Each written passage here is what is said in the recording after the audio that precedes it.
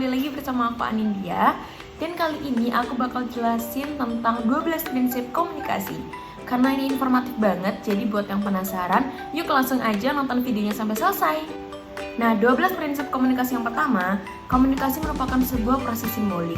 Kehidupan manusia itu tidak lepas dari simbolisasi, baik itu lambang verbal, lambang non-verbal, ataupun objek yang disepakati bersama maknanya. Yang mana kemudian itu semua menjadi perantara ataupun sebagai media dari penyampaian komunikasi yang berlangsung secara terus-menerus. Yang kedua, setiap pergerakan manusia itu merupakan proses komunikasi, baik itu sengaja ataupun dalam keadaan tidak sengaja sekalipun.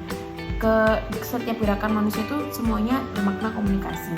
Dan yang ketiga, komunikasi itu memiliki dimensi isi dan juga dimensi hubungan. Tidak semua pesan yang disampaikan itu akan diterima sama oleh penerima komunikasi. Itu semua tergantung dari media, siapa penerima pesan tersebut, dan juga bagaimana sudut pandangnya. Lalu selanjutnya, yang keempat, komunikasi ini memiliki hubungan ruang dan waktu, di mana proses komunikasi yang terjadi itu disesuaikan dengan kapan dan di mana komunikasi tersebut berlangsung, serta siapa dari penerima pesan tersebut. Lalu yang kelima, komunikasi ini juga terjadi dalam berbagai tingkat kesengajaan. Jadi komunikasi terjadi secara sengaja ataupun tidak sengaja. Yang keenam, komunikasi pesertanya itu tidak lepas dari yang namanya prediksi. Jadi kita sebagai peserta komunikasi itu punya kemampuan untuk memperkirakan ataupun memprediksi mengenai pesan yang disampaikan oleh informan tersebut. Selanjutnya yang ketujuh, komunikasi itu bersifat sistemik. Apa itu sistemik? Jadi komunikasi itu terdiri dari dua sisi. Ada sisi internal, ada sisi eksternal.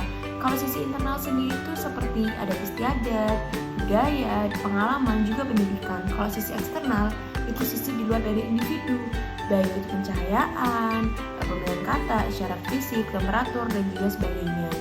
Lalu selanjutnya yang kedelapan, komunikasi ini sifatnya non-sekuensial atau dia itu terjadi berulang dan tidak terjadi satu arah, di mana bakal ada tanggapan atau respon sebagai tanda menerima atau memahami pesan yang disampaikan. Lalu yang kesembilan, komunikasi ini akan semakin efektif dilakukan jika peserta komunikasi itu punya latar belakang sosial budaya yang mirip. Jadi kalau misalnya kita sebagai peserta komunikasi berhadapan dengan orang lain yang punya latar belakang sosial budaya mirip sama kita, itu komunikasi akan semakin mudah dilaksanakan karena perbedaan latar belakang sosial budaya itu menambah usaha dari proses komunikasi tersebut. Selanjutnya yang ke-10, komunikasi itu bersifat prosesual, dinamis, dan transaksional, di mana ada proses saling memberi juga menerima informasi dari peserta-peserta komunikasi tersebut. Lalu selanjutnya yang ke-11, komunikasi itu bersifat irreversibel. Artinya setiap orang itu tidak bisa mengendalikan efek dari pesan yang disampaikan dalam komunikasi tersebut.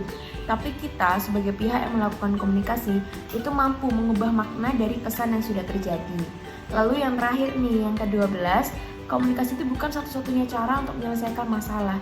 Jadi ketika kita ada masalah, ada berbagai cara-cara lain yang dapat kita lakukan untuk menyelesaikan masalah tersebut selain komunikasi. Nah, itu dia 12 prinsip komunikasi yang udah aku jelasin, gimana ini pastinya penting dan informatif banget kan. Jadi buat kalian yang mau tahu informasi-informasi selanjutnya tentang komunikasi, jangan lupa nonton video aku terus ya. Dadah, sampai jumpa lagi.